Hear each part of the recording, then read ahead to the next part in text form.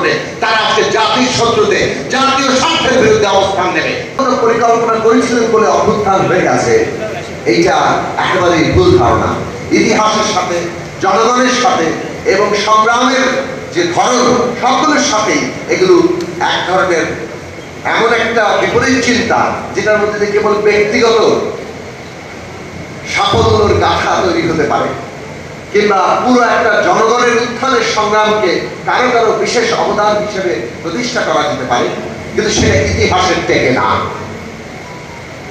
এটা ইতিহাসের টেকে নাই অতীতেও, এটা ভবিষ্যতে ইতিহাসে টিকবে না।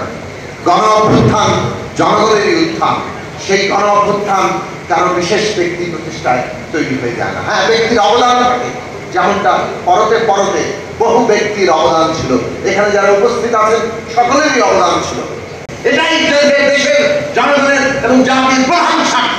যারাই এটাকে ক্ষতিগ্রস্ত করার চেষ্টা করবে, তারা আজকে জাতির শত্রুতে জাতীয় স্বার্থের বিরুদ্ধে অবস্থান নেবে।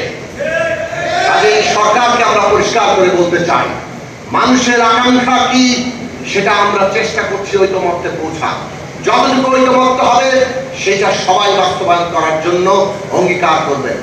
আর আরো প্রসারিত আকাঙ্ক্ষা নিয়ে জনগণ সিদ্ধান্ত নেবেন এবং সেটা নির্বাচনের মধ্য দিয়ে হবে।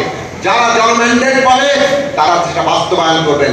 এই রাজনৈতিক প্রক্রিয়া সম্পন্ন করা আপনাদের দায়িত্ব। এর বাইরে অন্য কেউ কিছু করলে জনগণ আজকে আবারও রুখে দাঁড়াবে এই দেশ বাঁচাতে, জনগণ বাঁচাতে। অভ্যুত্থানের আকাঙ্ক্ষা সেটাও, অভ্যুত্থানের প্রত্যাশা সেটাও, যাতে কোন শত্রুরা আমাদের এই অভ্যুত্থানের যে লক্ষ্য, রাজনৈতিক উত্তরণ, রাষ্ট্রের গণতান্ত্রিক পুনর্গঠন, নতুন গণতান্ত্রিক রাজনৈতিক বন্দোবস্ত, সেই জায়গাকে এক চুল আমাদের সরাতে না পারে।